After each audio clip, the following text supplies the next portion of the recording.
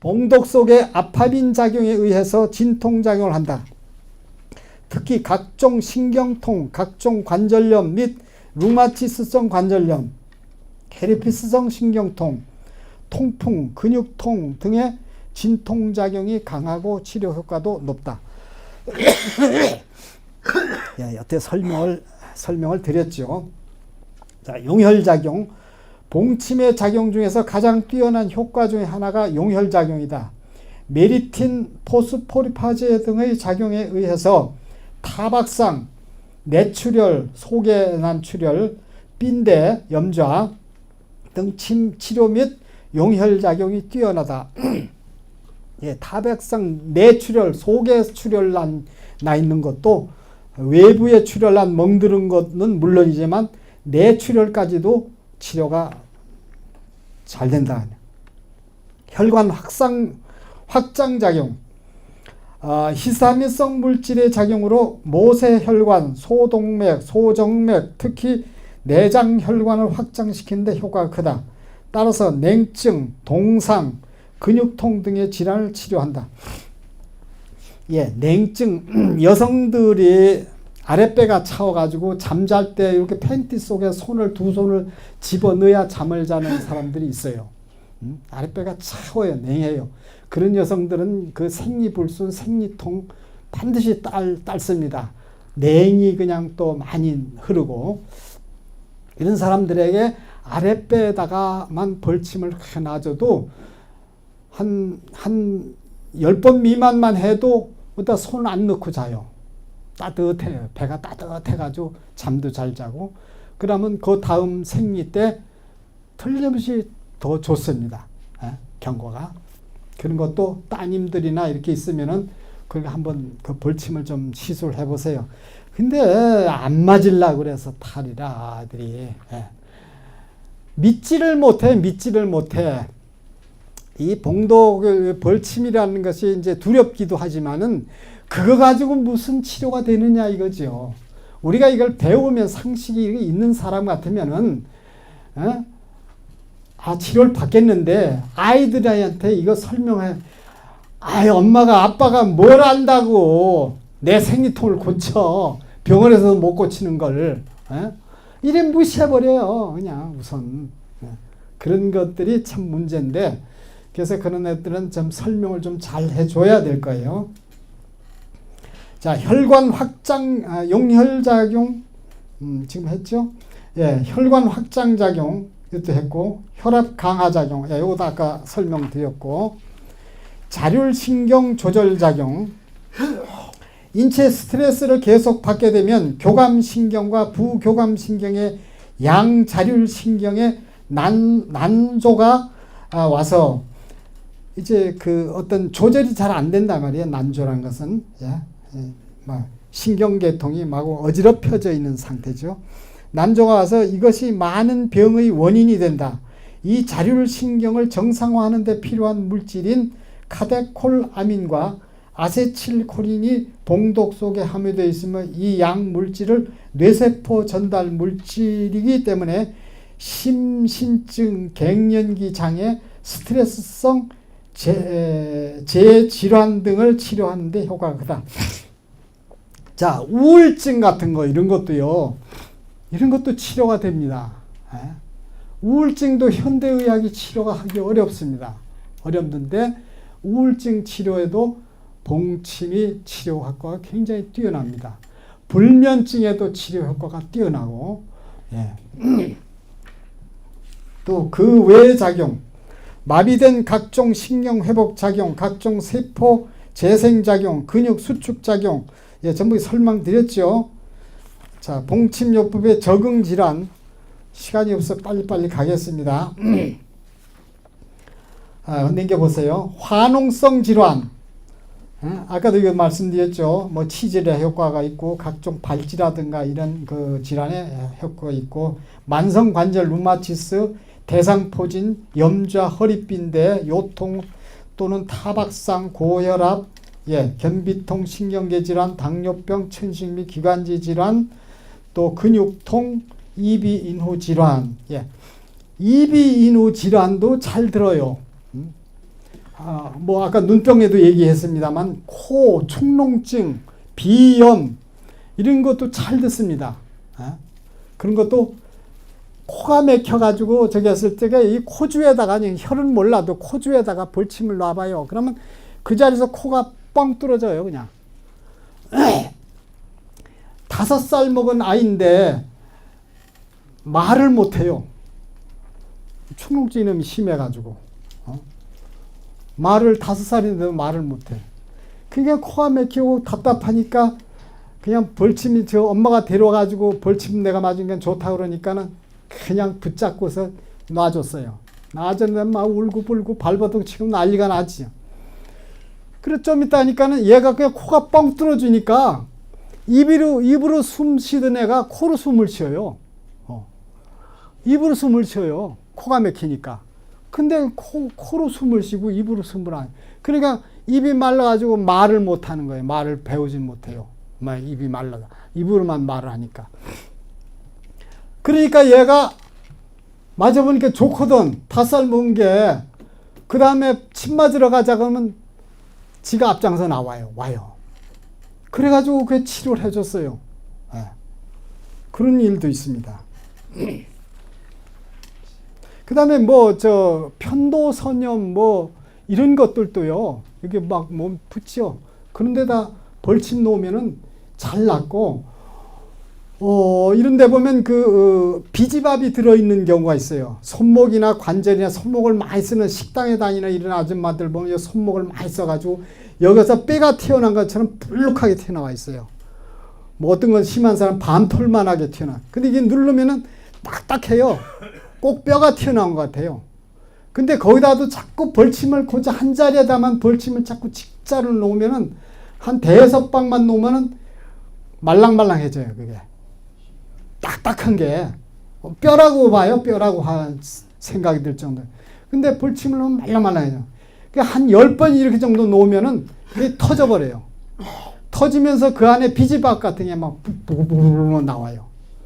어떤 사람은 복숭아 나무 진 있죠? 제리 같은 거. 그런 게 나오는 사람 있는가 하면 어떤 사람은 비지 같은데 썩은 비지 같이 냄새가 고약하게 나오는 사람도 있고 그래요. 그런 게 그러면 짜면은 그냥 부글부글 다 튀나.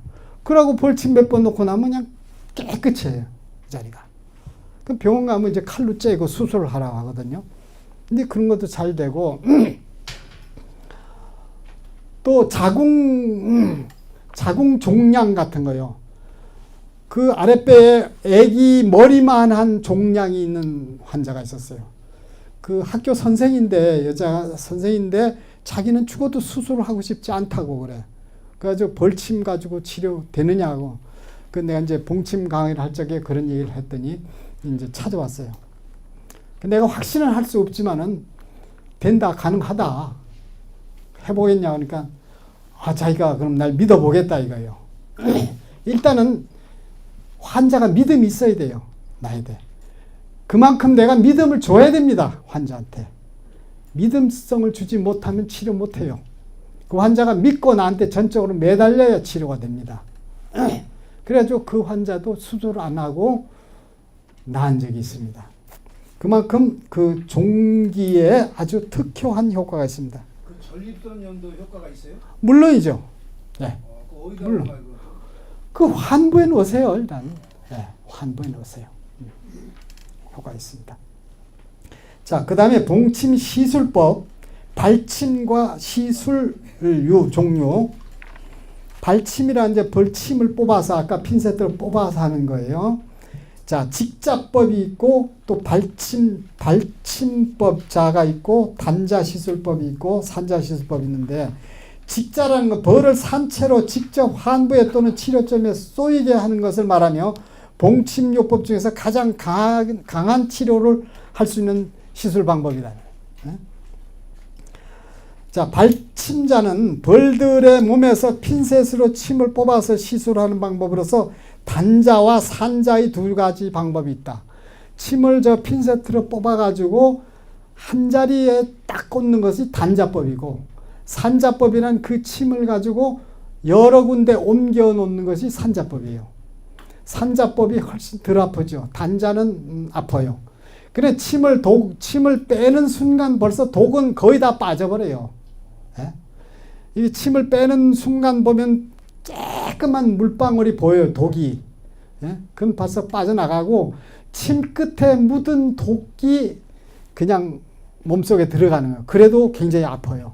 근데 그걸 또 논아서 10번, 20번을 논아 놓는다는 것은 그것은 봉독으로 치료하는 효과보다 어떤 경락을 자극시켜주는 효과가 있는 거예요. 그래서 허증에 경락을 허증으로 소통이 잘 안 됐을 적에는 경락을 소통시켜주는데 도움이 많이 됩니다. 그래서 병이 이미 세균성 종기라든가 이런 것들은 바로 직자를 하는 거예요. 벌 산벌을 그대로 그냥 넣어. 그것도 한 마리가 아니고 뭐 저기 하면 나중에는 10마리, 20마리도 놓을 수가 있는 거예요. 암 환자, 암 부인 아까도 말씀드렸죠. 50개 유방암 환자에다 50개를 놓았다고도 말씀해요. 그 정도 놓아야 그 어떤 암균을 죽일 수 있는 힘이 있는 거예요. 위에 병이 있다면은 위암이라 그러면은 위궤양 이런 것들도 봉독을 직접 먹어도 좋을 것이고 또 그것도 개발했어요. 벌을 아가씨 꿀 뜯으면 이제 벌이 엄청나게 많은 벌이 노는 벌이 있어요. 역봉들이. 그거를 독한 술에다가 털어넣어요. 털어넣으면은 벌이 술 속에 빠지면서 독을 싸요. 독을 막 다 싸버려요. 그럼 그게 그 술이 봉독술이 되는 거예요. 그럼 그거를 직접 먹는 거예요. 먹는 거.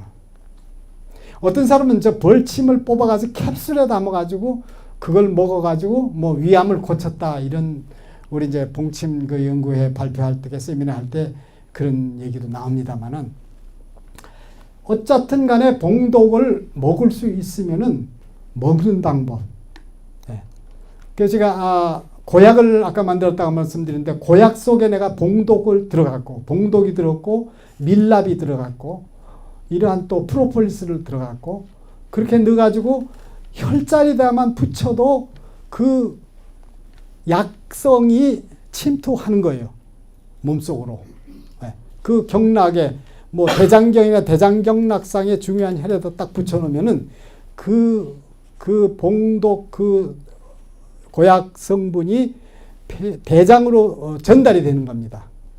그래가지고 치료 효과가 또 뛰어난 방법. 근데 술 속에다가 꿀을 집어넣는다고 했잖아요. 예. 걔들이 그 독을 쏜다고 했는데 벌은 끄집어내나요? 아니요. 그냥 같이 죽죠. 죽어요. 그래서 같이 그냥 놔둬요. 재워둬요.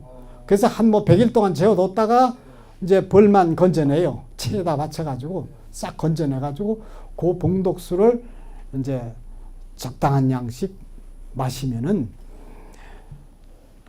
몸속에 봉독이 들어가지고 이와 같은 앞서 말한 성분들이 들어가서 용혈작용, 뭐 항균작용, 뭐 백혈구를 증가하는 작용 이런 작용들이 있으니까 내 몸이 건강해질 수밖에 없는 거죠. 소주 한 병에 벌 몇 마리 정도 들어가요? 소주보다 한 5, 60도 되는 술에다 해야 돼요. 네. 그 중국 파는 집에 가면은 중국 물품 파는 집에 가면은 56도짜리가 있고 60도짜리도 있고 그래요. 그런 거 사다가 하면 값도 그 15,000원인가 밖에 안 되는데 한 두 대인가 세 대 정도 들어가요. 그럼 쌉니다. 벌을 몇 마리나 넣어요? 그걸 몇 마리를 말씀드릴 수 없고 하여튼 30마리 집어넣으면 그냥 한 말, 나는 지금 한 말 정도로 했어요. 예. 예. 벌을 한 말 정도. 벌 한 통이면 한 말 됩니다. 예. 게장벌은요, 한 마리면 한 통. 그거 벌 털어보세요. 한 말 돼요. 그게. 예. 저 게장벌 저 위에 녹사 있는 것도요, 그거 털어보면은 벌통에 그득합니다. 그게. 벌만 털어도. 그 한 통만 가지면 그만큼 해요. 선생님 말벌 그만큼. 많이 담고. 예, 말벌 가지고도 많이 담아요. 그 말벌 그거 먹고서 혈압을 떨어뜨렸다는 그 보가 있고, 그래 고혈압 환자들이 그 말벌술을 많이 찾아요. 그 이것도 아까 말씀드렸잖아요. 그 혈압을 강화 작용이 있다니까. 말벌은 우리가 구하기 어렵잖아요. 우리 꿀벌은 하기 쉽고. 예. 알벌 잡으러 다녀야 되겠네. 예. 근데 말벌보다 꿀벌이 난 더 좋다고 봅니다. 예. 꿀벌이. 자, 그래서 단자법이 있고 산자법이 있고 봉침요법의 치료점. 자, 봉침요법의 치료점 선정을 대략 다음 세 가지로 구분할 수 있다. 직접 아픈 부위의 자침, 염증이 있는 환부나 압통점 또는 아픈 자리를 소위 아시혈이라 부르는데 그 환부에 직접 벌침을 자침한다. 예. 그 지금 여러분이 지금 초보 단계에 있을 적에 할 수 있는 거예요. 또 신경계통에 따라서 자침하는 거. 경혈의 자침. 요건 조금 이제 좀 공부를 해야 돼요. 경혈에 대한 공부를 해서 하면 더욱 그 효과가 있습니다. 그 밑에 가가지고 압통점, 예, 또 경결점, 함하점, 냉감점 이렇게 있죠. 네 가지로. 자, 압통점이라는 게 눌러가지고 피부를 표면을 눌러서 아야 아까 제가 눌렀을 때 아프다고 그랬죠. 그 자리가 아프니까 그 자리가 소통이 안 된다는 얘기예요. 그 바로 그게 압통점. 나는 혈을 아니까 맥을 알고 혈이 아니까 이 사람 딱 맥 보니까 간경락이 소통이 잘 안 되는구나. 그러면 태충혈을 눌러보면은 아야. 예. 그럼 태충혈을 눌렀 아까 여기 팔꿈치가 아프다 그래요. 그 태충혈을 눌렀는데 손을 움직여 보라니까 아이고 덜 아픈데요? 많이 편해졌는데요? 이렇게 얘기한단 말이에요. 그럼 간경락이 소통이 안 돼가지고 이게 잘 안 된다는 얘기예요. 간은 아까 신경과 근육을 관장한다고 그랬죠. 예? 근육 신경계통의 병이란 말이에요. 다른 관절의 병이 있는 것이 아니라 근육 신경계통의 병이 있으니까 그것은 간경락을 찾아가지고 중요한 혈자리를 딱 누르니까 거기서 딱 반응이 나타나요. 거기만 계속 문질러줘도 이게 괜찮아진다. 그러니까 여기 태충혈이 안 아프면 이것도 안 아파요. 자, 이거는 상당히 고급 치료 방법이고 우선은 아프다면 여기 아프다면 그 아픈 데 놓으세요. 맥힌 곳이 아프니까 통즉 불통 불통즉 통이니까 맥힌 곳이 아프니까 거기를 찔러서 아까 얘기했죠. 무식하게 그냥 찔러요. 그러면 소통이 될 거 아니에요. 뚫어주니까. 맥힌 곳을 뚫는 방법은 찔러야지 뭐.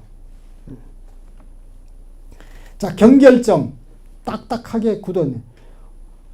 사람을 환자 이렇게 엎드려 놓고 이렇게 눌러보면 딱딱하게 경결된 데가 있어요. 아, 굳어 있어요. 딱딱해요. 그거 누르면 아야야 아프다고 그래요. 그런 점, 그런 자리가 또 침자리가 되고, 함하점, 꺼진 자리. 등을 이렇게 보면 움푹 들어가 파인 데가 있어요.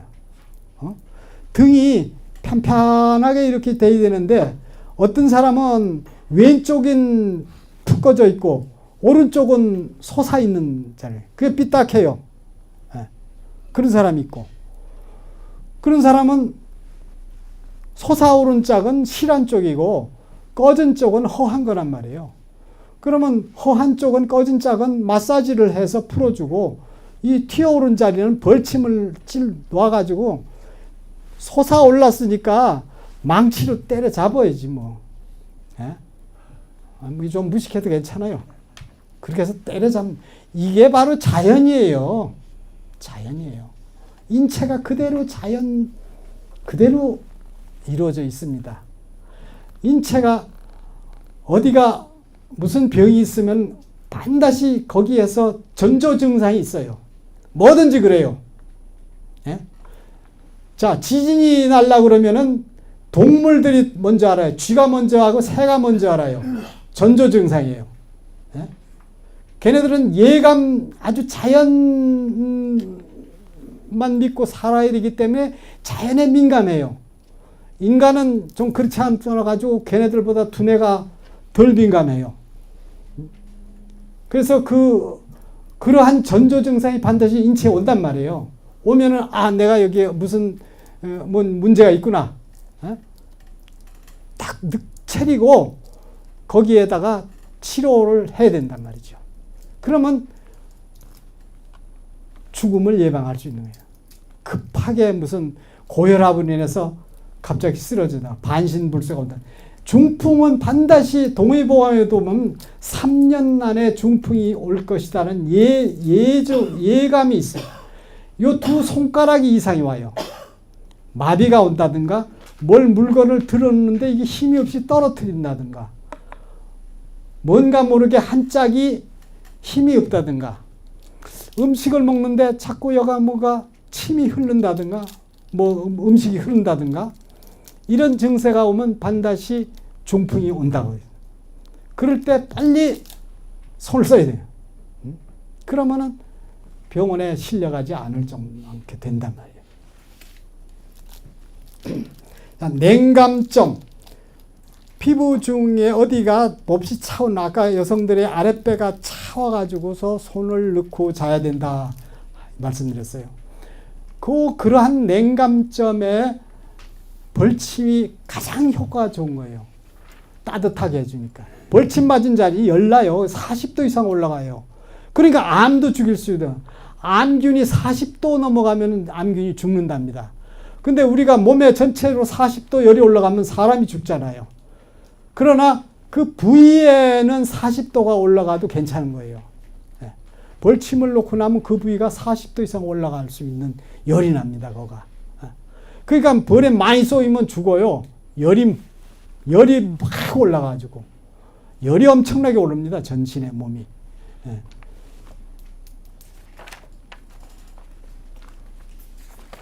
자, 뭐 교재가 있으니까 가져가셔서 읽어보세요. 읽어보시고 자, 반응 제2장 봉침요법에는 이상 반응과 그에 따른 응급처치법.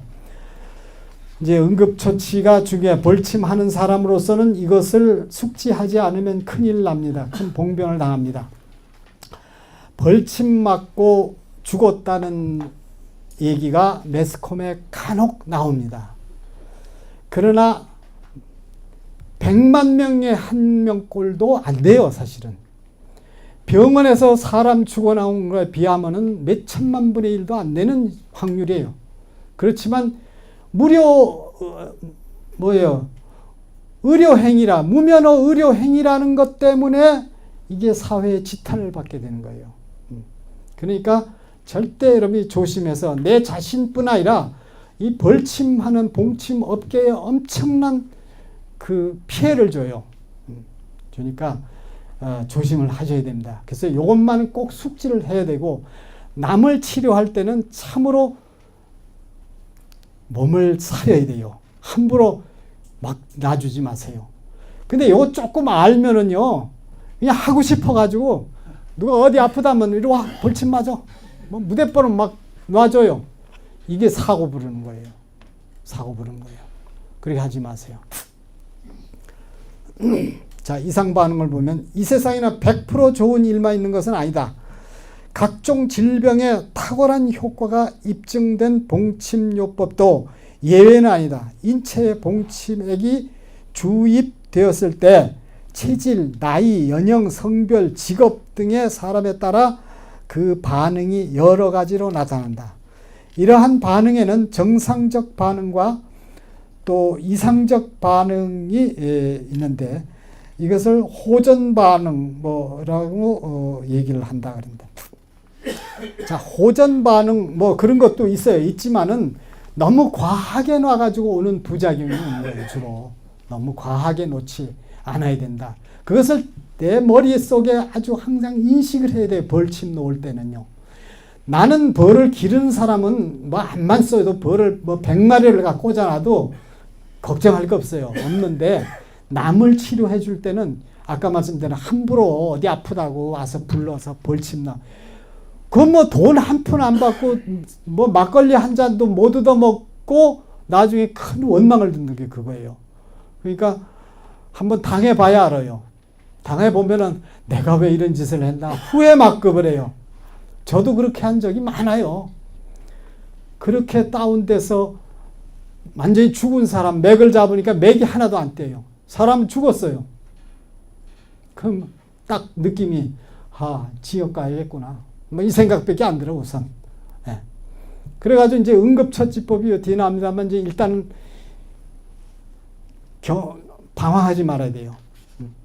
차분하게 주위에 있는 보호자가 있더라도 걱정 마라. 이건 벌침 맞아서 이런 반응이 있는 수가 있다. 걱정 말고 기다려라. 내가 다시 이렇게 세우마. 그래가지고 이제 침을 사열침법이라고 있어요. 이제 소, 부모, 소총 이런 데다 이제 침을 꽂아서 피를 내요. 내면은 그냥 푸 하고 눈을 떠요. 그런 사람을 저도 몇 번 겪어요. 한 3명 정도는 겪었어요. 그럼 내 이놈 벌침이 다시는 안 한다고 맹세를 해요. 근데 또 하는 거예요. 지금까지 계속 합니다. 그래도 죽은 사람은 없었어요. 자, 그러면 응급처치법을 이제 뒤에 보면 이제 나옵니다만 그 반응을 나타났을 적에 특히 저기 한 사람은 열이 나니까 막 먹은 걸 토해요. 막 토합니다. 토하고 싸요. 막 대변도 싸고 소변도 싸는 사람 있어요. 이제 그럴 때는 일단은 기도를 일단 열어줘야 돼요. 이 음식물이 넘어오다 기도를 막아서 벌침 맞아 죽은 게 아니라 기도를 막혀서 죽는 경우가 많아요.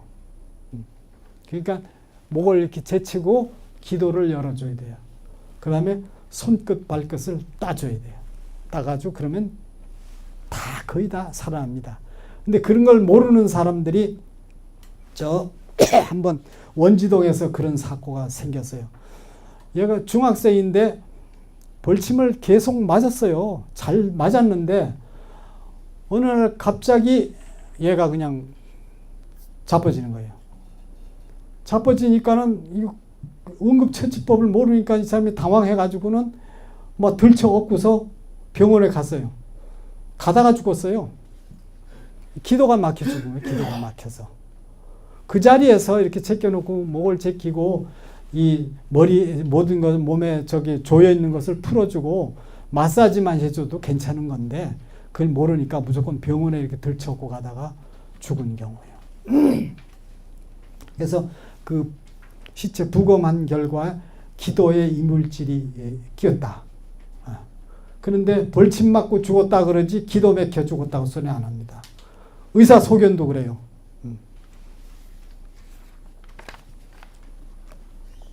예, 2차 반응도 저기로 하시고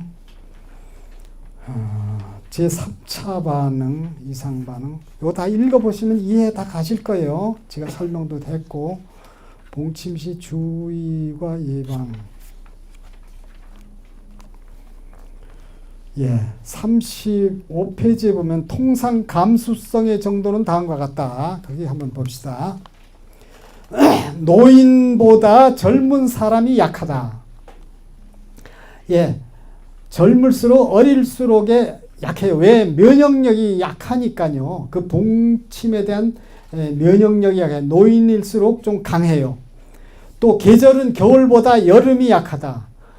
자, 계절에 여름이 약한 여름은 더운 계절이니까 열이 많이 나는 계절이니까 벌침 맞으면 열이 난단 말이에요. 열이 나서 열이 더 중복되는 경우란 말이에요. 열이 중복되는 경우니까 또 여름이 더 많은 거예요. 체온이 높은 사람이 약하다. 예, 아까 말씀드렸죠.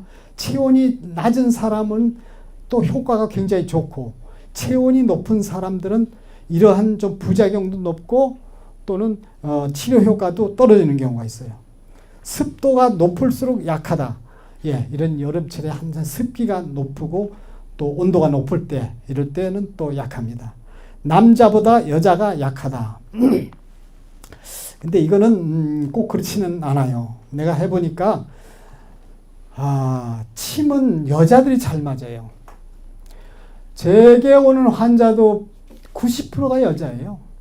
남자는 한 10%밖에 안 되고 그것도 끈질기게 맞는 사람 별로 없어요. 남자가 엄살이 치가지고 남자는 감기만 걸려도 죽는다고 유언을 하는 거예요.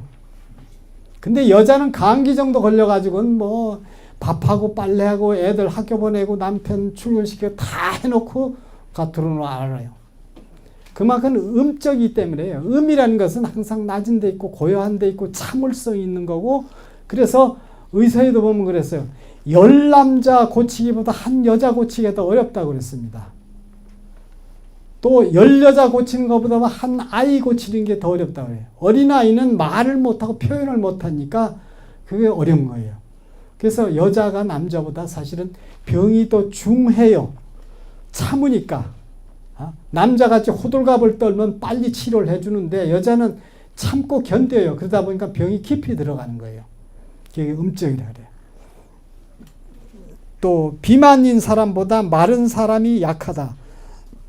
예, 마른 사람들은 거기가 양체질입니다. 예, 성질이 급해요. 파락하고 마른 사람들이요. 그 양적이기 때문에 그래요. 뚱뚱한 사람은 음적입니다. 음체질이에요. 습하고 음하고. 그래서 좀 음흉하고 살찐 사람들은. 남자들은 뭐 그냥 다 뱉어내는데 좀 뚱뚱한 사람은 가만히 가지고 있어요. 또 육체 노동자보다 정신 노동자가 약하다. 예, 그 막 일하는 사람들은요 벌침 그냥 막 쏘여도 끄떡 안 해요. 근데 그 고급 그 칼라 쪽들 그 의자에 앉아가지고 사무직 계통들은 아주 예민해요. 예민해가지고 과하게 놓으면 그런 사람들은 쇼크가 와요. 또 만성 환자보다 급성 환자가 낫다. 근데 이것도 좀 잘못됐는데요. 만성 환자는 이제 병에 따라서 틀립니다만은 만성 환자일수록 봉독약을 많이 써야 됩니다. 많이 써야 돼요. 근데 이제 처음부터 많이 써서는 안 되죠. 예. 그리고 이제 급성인 환자들은 급성병은 모든 병들이 병 중에 전번하는 음양으로 노는데 급성병은 양병이에요. 감기 같은 건 그거 막 급성병입니다.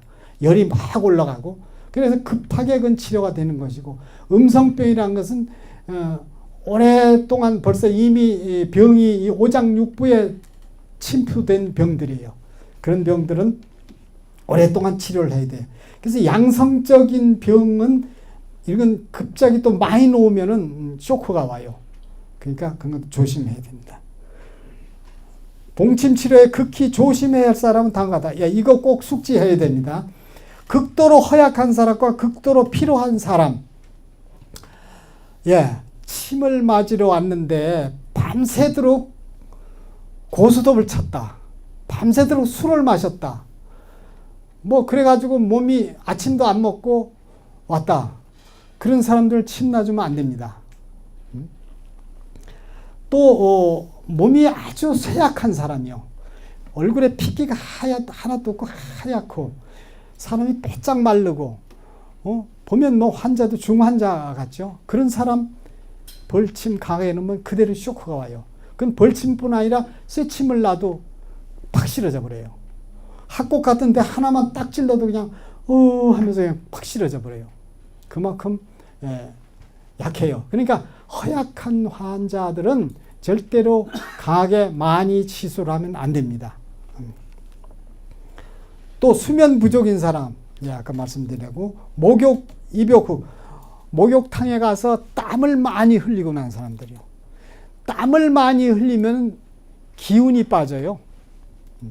기운이 빠져요. 그러니까 여러분들 내가 부탁드리고 싶은 것은 목욕탕에 가서 여자들은 2시간, 3시간씩 있으면 땀을 빼는데 이거 해로워요. 땀은 25분 내지 30분 정도의 땀만 흘려야 돼요. 그 이상 땀을 내는 것은 몸에 있는 진액이 빠져나와요. 진액이. 그래도 한약 처방에서도요. 마황이라는 약이 있는데 마황은 허약한 사람한테는 절대 쓸 수가 없는 약입니다. 땀을 내야 할 병이라도 감기에도 마황탕을 쓰는데 마황탕은 허약한 사람한테는 쓸 수가 없어요. 체력이 있는 사람한테 마황탕을 쓰는 거예요. 그래서 그 땀을 내는 약이 땀을 그렇게 마구 빼면은 기운이 빠져요. 소진해요. 진이 다 빠져나가는 거예요. 그래서 절대 시원하다 그러죠. 뭐 사우나 하고 나오면 시원하다 그래요. 그거는요 습관이에요. 사람이 습관이 무서워요. 좋은 습관이건 나쁜 습관이든 간에 그 습관에 젖어버리면은 그 방향으로 사람이 자꾸 빠져 들어가요. 자, 마약, 뭐 술 중독, 담배 이런 것들 전부 마약성 습관성이란 말이에요. 담배. 이거 끊지 못하는 거 이게 참 무서운 거거든요. 이게 인체가 그렇게 빠져들어가요. 자, 공부에도 있어서 마찬가지입니다. 여러분이 오늘 봉침 교육을 받는데 다른 데서 봉침 교육을 받은 분이 혹시 있을지 몰라요. 그런데 거기서는 벌침을 어떻게 놓느냐. 그냥 우선 쉽게 초보자들 그냥 무조건 아픈 데만 놓는다. 저는 경락, 경혈 무시해버리고 우선 아픈 데만 침을 놓아라. 이렇게 가르쳐요. 근데 그렇게만 배워가지고는 안 됩니다. 체계적으로 기초를 충분히 닦아야 돼요. 기초를. 그래서 선입 위주란 말이 있어요. 사람이 먼저 들어간 것이 주인 노릇한다 이거예요. 그러니까 먼저 배운 것이 그대로만 돼. 아무리 나중에 좋은 것을 가서 배워도 그것을 써먹지 않고 맨 처음에 배운 것대로 써요. 내가 이호 전통의학연구회 회장으로서 내한테 회원이 한 수백 명이 됩니다만은 실질적으로 임상을 치료하는 사람은 한 30명밖에 안 돼요. 그 중에 카이로프라틱, 예? 하고 뭐 마사지 이런 거를 배운 사람이 내한테 왔어요. 와가지고 공부를 하는데 그 사람 저 전북 고창 사는데 그 친구가 그 자기 집에 한번 오라 그래서 가봤더니 환자를 하는데 엎어놓고 팔을 이리 비틀고 저리 비틀고 목을 비틀어서 우두둑 소리를 나게 하고 뭐 허리를 꺾어 제끼고 이하다는. 그 내가 이제 이런 이론을 학문적인 이론을 10년이 넘게 가르쳤는데도 아직도 그 방법을 써요. 내가 가르친 거 이걸 안 해요. 그래서 할 수 없구나. 몇 차, 누차 얘기를 해. 왜 이렇게 힘들게 하느냐. 혈자리 몇 자리만 잡아서 침 놓으면은 그게 다 풀리는데 왜 그렇게 어렵게 하느냐. 환자들이 좋아한다 이거예요. 환자들이. 예. 그러면 환자 위주로 봐서는 이 치료하는 데 있어서 내 주관대로 환자를 내가 잡아야 돼요. 환자한테 끌려다니면 절대 그 치료 안 됩니다. 예? 자, 어느 날 모녀가 왔어요. 딸을 보이려고 왔는데 내가 어디가 아파서 왔느냐고. 그러니까 딸이 뭐라고 하니까 엄마 옆에 있다가 쿡 찔러. 말하지 말라 이거야. 그 왜 그러냐고 내가 그러니까 선생님 뭐 맥을 잘 보시고 병을 잘 아신다면서요. 내가 가만 들어보니까 이거 좀 기분 나빠. 이거 이게 딸을 치료하러 온 거야. 날 뭐 시험해보러 온 거야 싶은 생각이 나. 그래서 참을 내다가 이러면 안 되겠다 싶어서 그 엄마한테 탁 변색을 해가지고 얼굴을 변해가지고 아줌마 딸 병 고치러 왔어. 나 시험 보려고 왔어. 딱 반말을 해버려. 그냥 콕 죽어요. 팍 죽으면서 아니요 선생님 뭐 그때서 선생님이라고 그러고 뭐 그래. 처음에 선생님 소리도 안 하고 그래.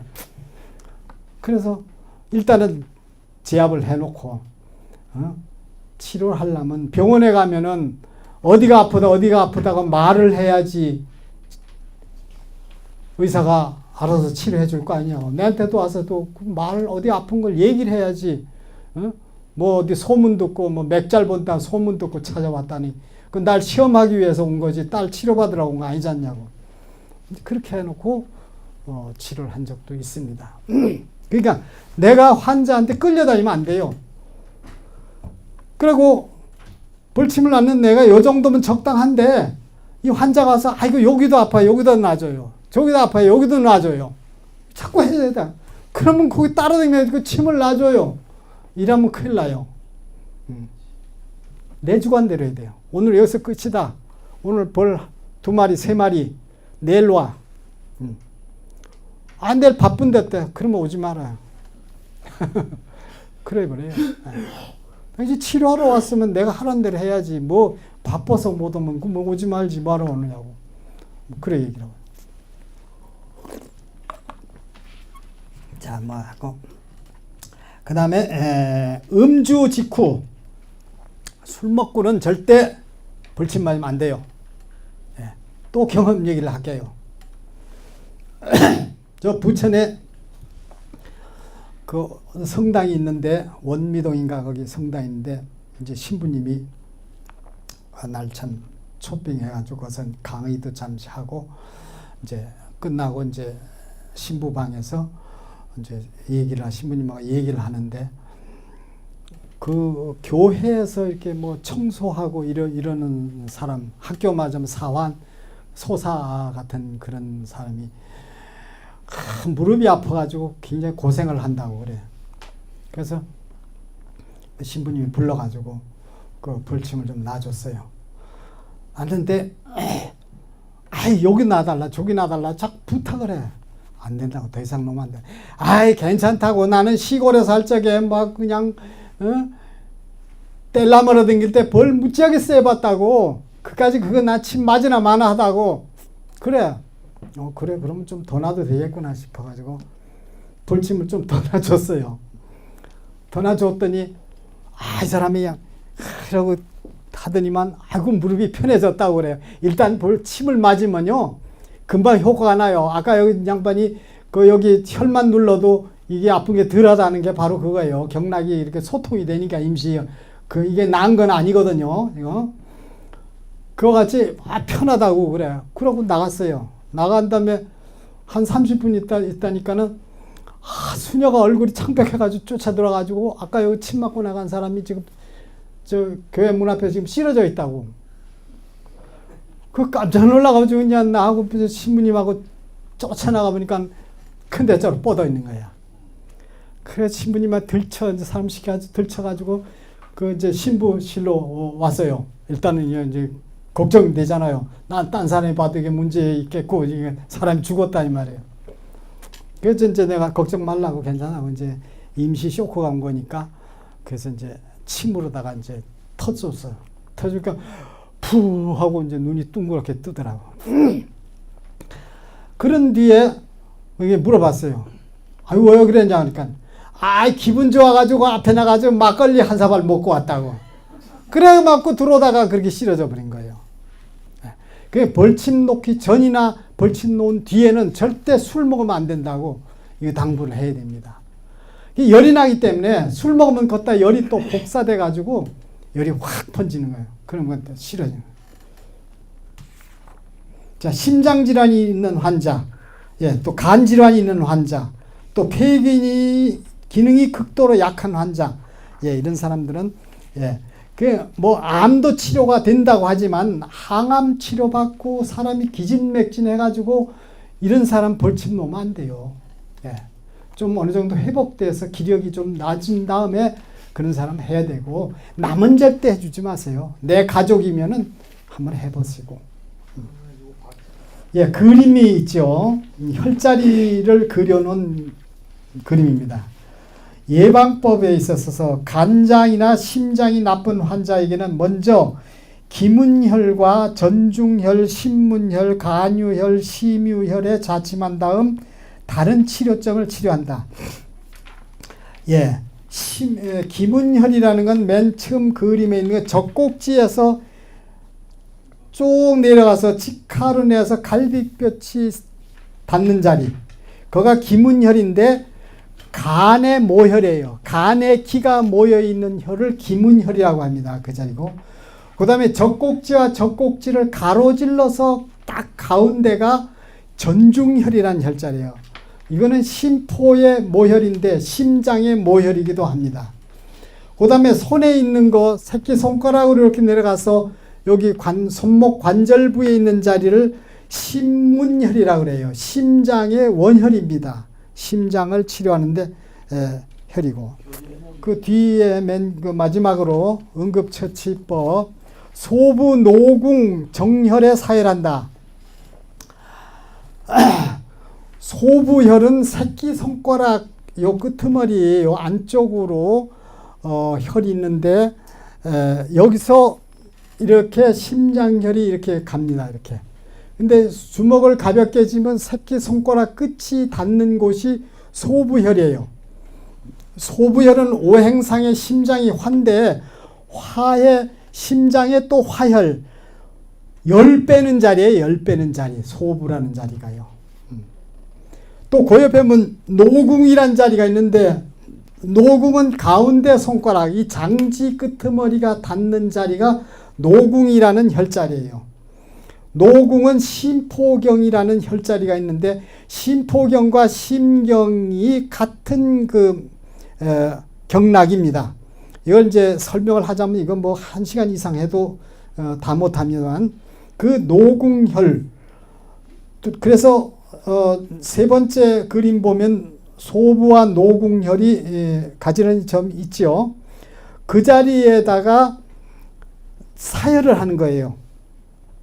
사혈침, 당뇨병 환자는 그 피를 뽑는 그 침이 있어요. 볼펜같이 생긴 거. 탁 치면은 순간에 침이 나와가지고 피 한 방울 쫙 나오는 거 있어요. 그걸로다가 따닥따닥 몇 번 하면은 피가 몇 방울 나와요. 그러면 이 화기를 빼는 자리에 여기가 화기. 그 벌침을 맞으면 화기가 열이 올라가기 때문에 그 열을 빼주는 겁니다. 이가 노부소공이라는 자리가. 또 응급처치법, 팔관혈 또는 팔관혈은 아까 합곡태충, 아까는 기혈을 소통한다고 그랬죠. 거기다가 족삼리혈이라고 있어요. 족삼리혈은 무릎 밑에서 한 3치 내려간 정강이 뼈 바깥쪽으로 누르면 움폭 들어간 자리가 있어요. 그 자리가 족삼리혈인데 족삼혈에다가 뜸을 뜨면은 만병통치가 된다고 그랬어요. 위장이 나쁜 사람은 거기를 누르면은 통증이 심하게 옵니다. 위장이 안 좋아. 아까 저 여성분이 거기 눌렀더니 아야 하시거든요. 그러면 소화기 계통에 문제가 있다. 거기 하나만 눌러봐도 알 수 있다. 그리고 찬 곳을 피해서 더운 곳을 가는 거 보니까 냉체질이다. 생강에다 꿀에다가 생강을 재만 먹어도 이게 보약이다. 거기다 인삼 넣으면 더 좋겠고, 뭐 옷을 안 타면 옷을 먹으면 좋지요. 옷딱 같은 거 먹으면 소화 잘 됩니다. 그런 거 드셔보세요. 그리고 생강을 꿀에다 재서 제일 값싸게 구하기 쉬운 거.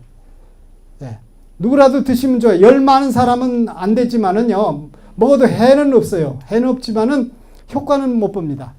근데 몸이 냉한 사람은, 감기 잘 걸리고 이런 사람들은 그렇게 해놨다가 생강을 가을 되면 싸죠. 생강이 깨끗하게 껍데기를 벗겨가지고 썰어요. 칼로 썰어서 하루 뼈 말려요. 그늘에다 말려요. 물기만 말려요.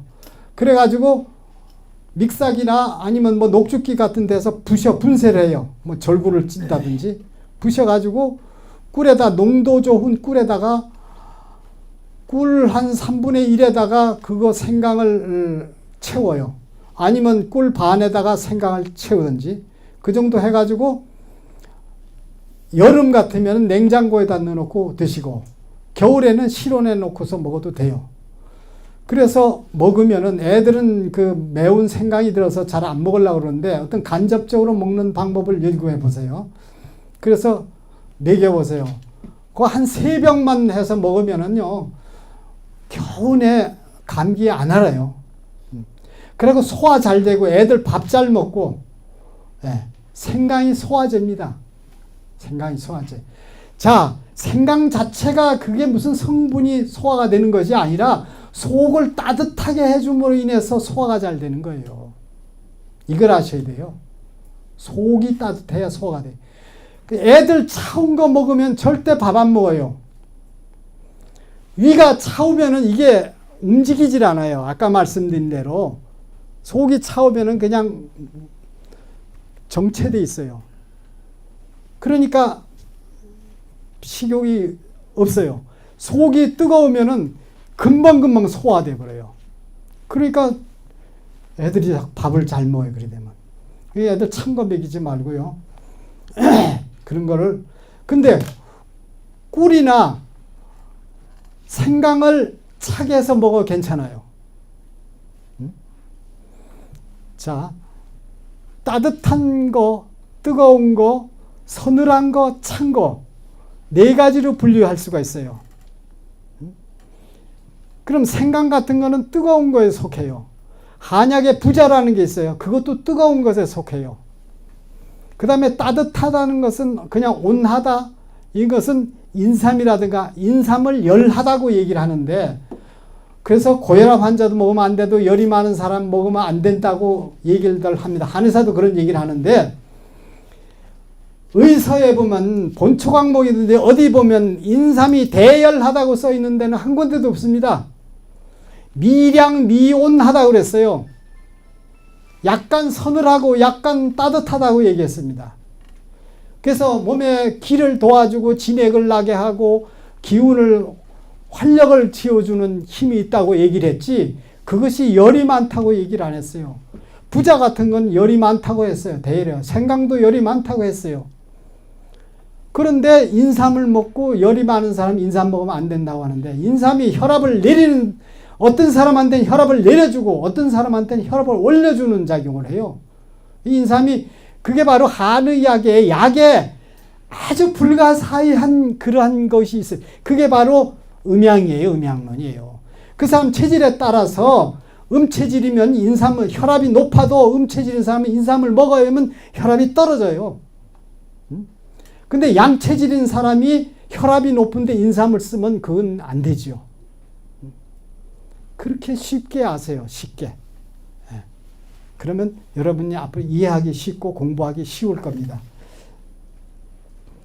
자, 응급처치법. 이제 손에 있는데 발에도 한번 내려가 봅시다. 아까 말씀드린 태충혈이 나오네요. 태충혈. 또 이 손등에는 보면 이게 합곡혈이에요.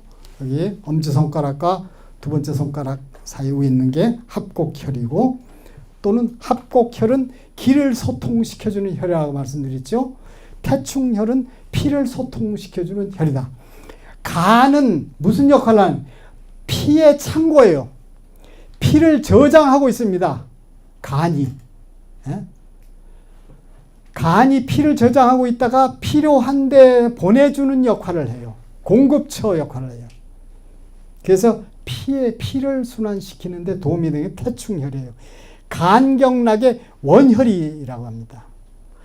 정형, 유경, 합, 오수혈의 오행의 오수혈의 목화토 금수를 비교해 가지고 이렇게 나가는데, 거기에 원혈이라는 게 있어요. 원혈이라는 것은 만성병을 치료하는 효과가 있으면서 자연 치유력을 증가시켜주는 혈이라고 되어 있어요.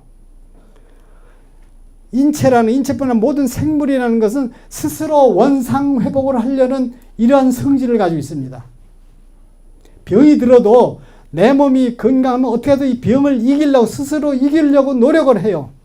노력을 하는데 사람이 섭생을 잘못해가지고 내 몸을 자꾸 망가뜨려가지고 이 저항력을 자꾸 떨어뜨리면, 그러면 병에 지는 거예요.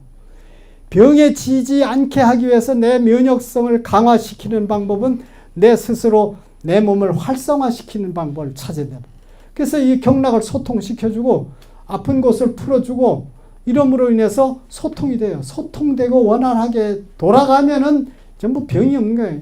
이 사회도 그렇고 경제도 그렇고 정치도 그렇고 전부 이 세상이 소통하면 다 잘 된단 말이에요. 불통해서 전부 이게 병이 생기는 거예요. 인체도 아까 말씀드린 대로 인체는 소우주 우주이기 때문에 자연 우주 섭리에 그대로 적용이 되는 겁니다. 그러니까 화내지 말고 싸움하지 말고 욕심 부리지 말고 칠정이네 칠정, 희로애락의 오욕 7가지 감정을 다 잘 다스려.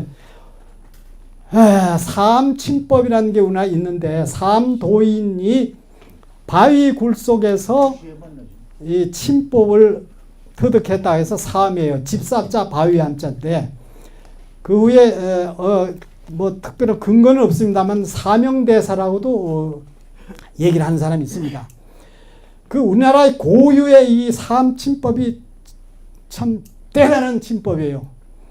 중국 침법은 아까 말씀대로 허즉보하고 실즉사라고만 있었는데 이 삼침에서는 허즉보하고 실즉사하며 보기수하라. 그 원수를 보하라. 내가 싫어하면 그의 원수를 보하라. 이건 이제 또 오행 설명을 상생상극을 설명해야 하는데 굉장히 복잡합니다. 여러분 골치 아프니까 얘기 안 하겠는데 그러한 침법을 구사한 법이 삼침법이고 침 하나 가지고서 치료한다 해서 일침요법이에요. 침을 많이 안 써요. 자, 경락의 소통 허실을 알면은 침 3개, 4개 가지고 치료가 되는 거예요. 저는 아픈데 침 안 놓습니다. 예? 이제 고수가 되면은 아픈데도 침 안 나요. 자, 의사에도 보면 좌병무치, 우병좌치 그런 말이 있어요. 왼쪽에 병이 있으면 오른쪽에 침을 놓고 오른쪽에 병이 있으면 왼쪽에 침을 놓는 방법이 있습니다. 머리가 아프면 발끝에다 침을 놔가지고 머리 두통을 낫게 해요. 이걸 구사할 줄 아는 사람이 진정으로 침 놓는 사람이에요. 제대로 아는 사람은 맥 보고 손끝, 발끝에서만 끝나요. 손끝, 발끝에서 끝납니다. 아까 여기 팔이 아프다는데 발대충혈 눌러가지고 이게 편해졌다는 얘기가 바로 그거예요. 자, 여기 불이 하나 안 들어온다. 그 불이 안 들어오면 이게 담화가 나갔구나. 빼보죠? 담화 이상 없어요. 근데 불이 안 들어와. 어디가 고장이겠어요? 스위치 고장이에요. 스위치가 이게 접촉이 뭐 잘 안 된 거예요. 바로 이거요. 태충혈을 누르는 거고 스위치예요. 거기가. 그 스위치를 소통시켜 주니까 바짝 불이 들어오는 거예요.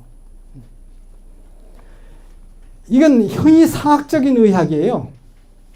예, 철학적인 거고. 우리 동양의학은 동양 철학의 바탕을, 음양오행의 바탕을 두고 있기 때문에 철학적인 거예요. 과학이 증명할 수 없는 의학이에요, 이거는. 예. 그래서 우리가 나이가 이제 먹으면 우리는 다 철 들었죠. 애들 보고 아무것도 모르는 애들 철 모른다고 하잖아요.